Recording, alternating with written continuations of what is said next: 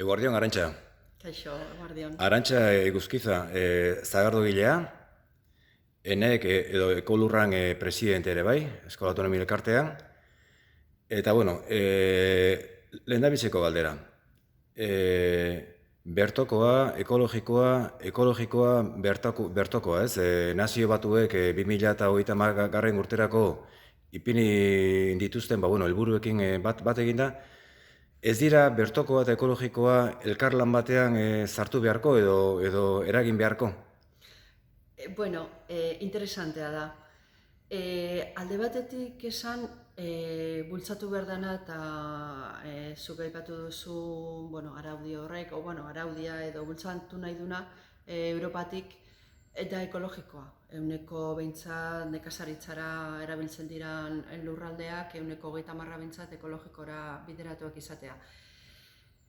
Lehenengo gauza hori da. Aitortu behar dut, esan behar dugu jende askok eta horien artean kazetariak ere konfunditu dutela bertakoa eta ekologikoa.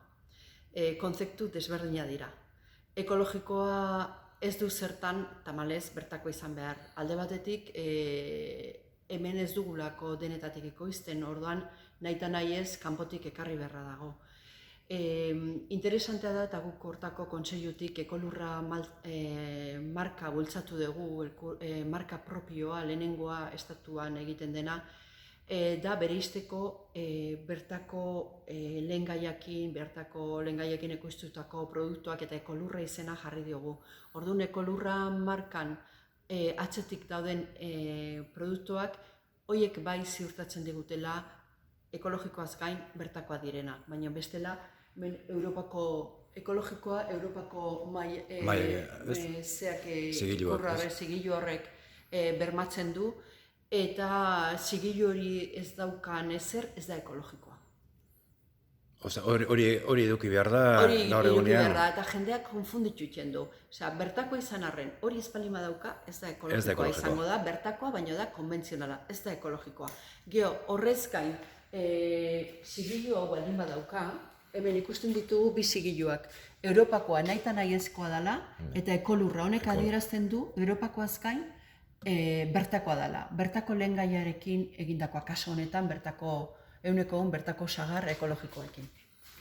Osea, zu dena bertokoa eta ekologikoa. Guk Iparragirrek aspaldiko apustua du, badira gutxinez 12 urte, oso garbi ikusi genduna, bertakoaren alde eta ekologikoaren alde apustu egin behar gendula. Sagaztiak erabat ekologikoan ditugu, gure beste proveedore, beste baserri batzutatik erartzen dugu, ekologikoak dira gaur egun, eta noski bertakoa.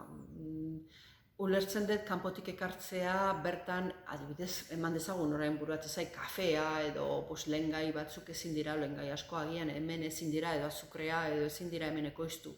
Baina hemen ekoiztu daitekenean ez dut ulertzen kanpotik ekartzea. Inkoherentzia handia da, eta nik bertakoak azken batean bertako ekonomia sustatzen du, bertako ingurua, gure baserrik zutik mantentzea, azken batean herri bat sustatzen du, herri bat funtzionatzeko modu bat, eta ekologikoa balima da, nik uste ekoizle bezala bai inguru giroai begira eta bai osasunai begira ekologikoa baino ezer hobegorik ezin dut eskaini. Eskerrik asko, Arantxa.